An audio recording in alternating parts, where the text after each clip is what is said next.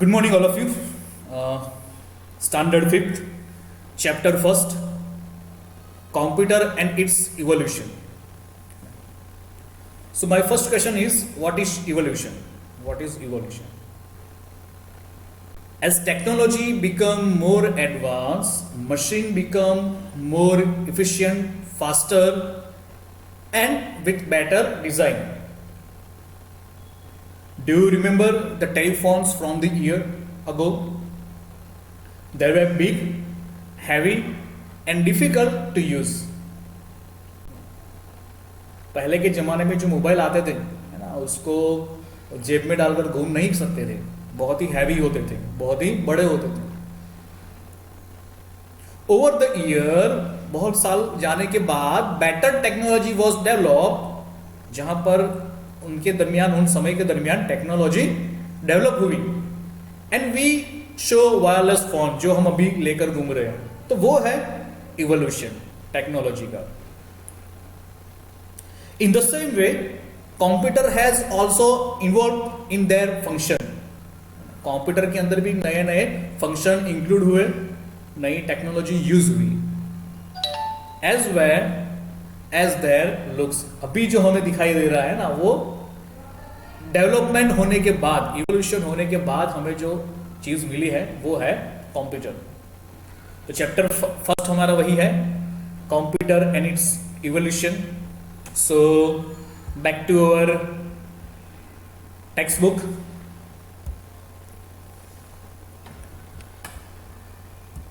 Computer and its evolution.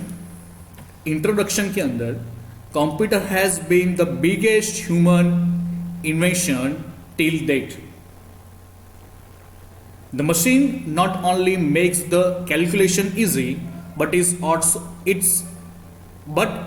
also helpful in various other functions, such as storing data, mailing, and others. यहाँ पर simple सी language में बोला जाए तो computer वो अभी तक का ह्यूमन, इंसानों ने बनाया हुआ एक बेहतरीन मशीन है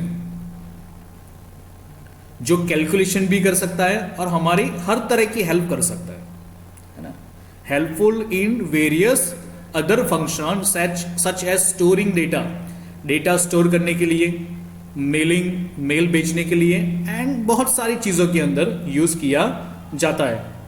however, prior to invention of computer, the calculation were done using different kind of machine.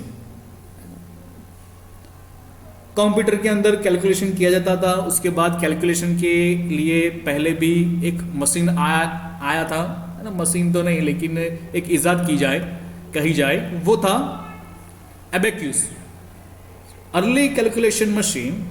It is the first known as calculating device. It was used to perform simple arithmetic operations such as addition, subtraction, multiplication, and division. Country is done by moving the bets on an abacus. It was involved around 5000 years ago and was primarily used in Asia. सबसे ज़्यादा Asia में use होता था. It was known as the first mechanical device used for calculation. ये पहला device था जो calculation करने के लिए यूज किया गया था. उसके बाद एक और आया था जिसका नाम है Napier bonds. John Napier, a Scottish mathematics in 1617, invent a system of calculation using strips of iron bonds known as Napier bonds, जिसको Napier bonds कहा गया. उसके बाद है pascal line. It is the first mechanical calculation machine. It had a rectangular box with movable wheel, जिसके नीचे wheel लगे हुए थे जिसको आप मूव कर सकते हो, है ना. इट वॉज इन्वेंटेड बाय, किसने बनाया था, इन्वेंट किसने किया था, तो उसका नाम है नेक्स्ट पेज के ऊपर ब्लेसी पिकार्ड। कब यूज किया था, कब बनाया गया था, 1643 के अंदर, 1641। नाम क्या था, तो नाम याद रखना, Blaise Pascal. The instrument was design to perform arithmetic operation with numbers up to 100 and 1000। उसके अंदर 100 और 1000 के कैलकुलेशन ऑपरेशन आप कर सकते थे। उसके बाद आगे है different engines.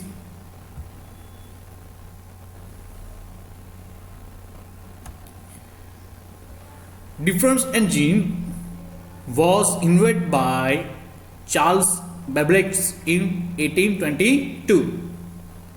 It was an automatic mechanical calculation which was capable of preparing mathematics table. ये पहला मशीन था जो अपने आप कैलकुलेशन कर सकता था।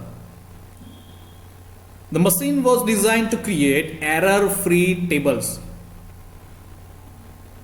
एरर फ्री टेबल्स जनरेट करने के लिए यूज किया जाता था। Difference engine had number of column, number from 1 to n।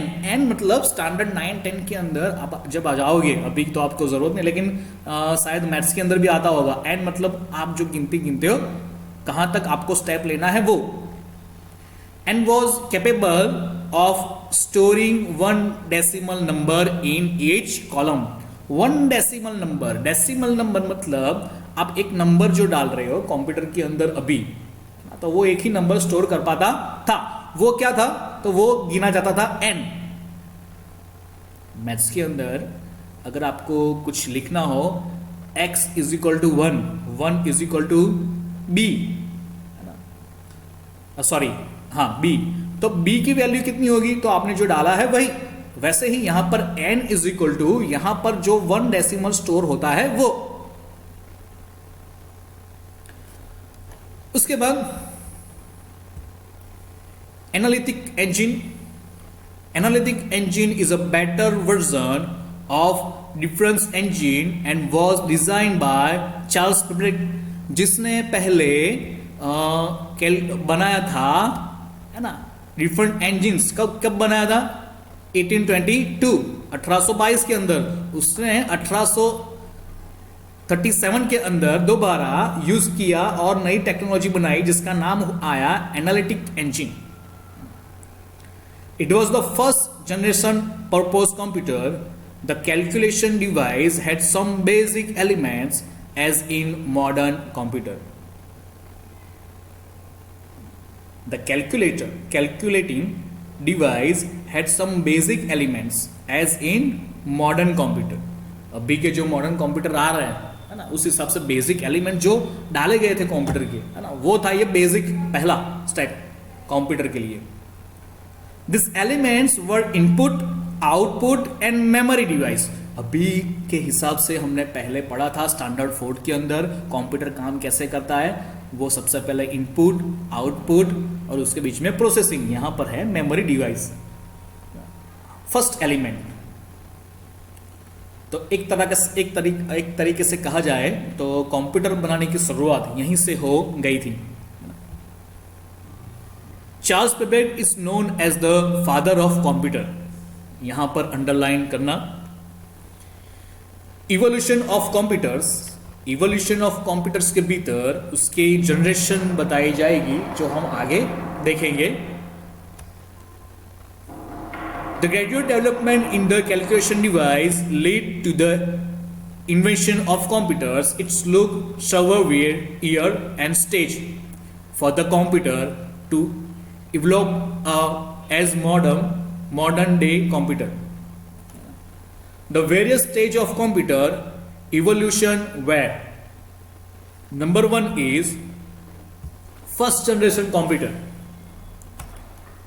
कब इजाद हुआ था उसका साल डाली हुए 1946 to 1959। The first generation computers were typical large and need a room for accommodation.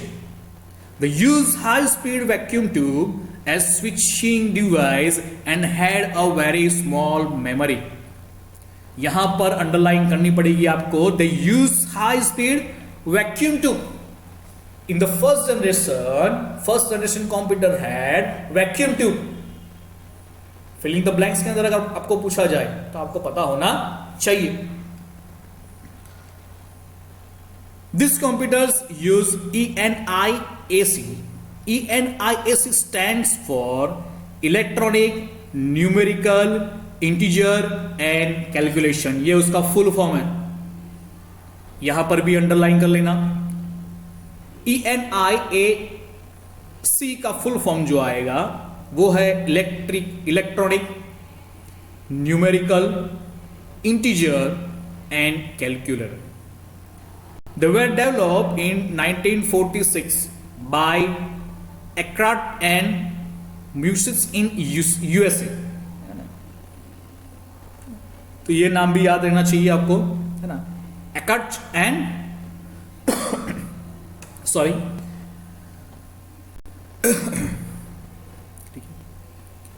तो यहां पर फर्स्ट जनरेशन आपको यहां पर मिल रही है. सेकंड जनरेशन और ये फर्स्ट जनरेशन का जो नेक्स्ट टॉपिक है वो हम नेक्स्ट पीरियड में देखेंगे. Eckert and muesli in USA वो आपको याद रहना चाहिए. फर्स्ट जनरेशन के जो दादा थे वो दे वर डेवलप्ड इन 1946. सो यहां पर हमारा फर्स्ट लेसन आज का हम स्टॉप कर रहे हैं. ठीक है, नेक्स्ट पेज के ऊपर हम जाएंगे. ठीक है, नेक्स्ट पेज हम पढ़ेंगे वो हमारे नेक्स्ट लेक्चर के अंदर आएगा. ठीक है, so thank you and have a nice day. Bye bye.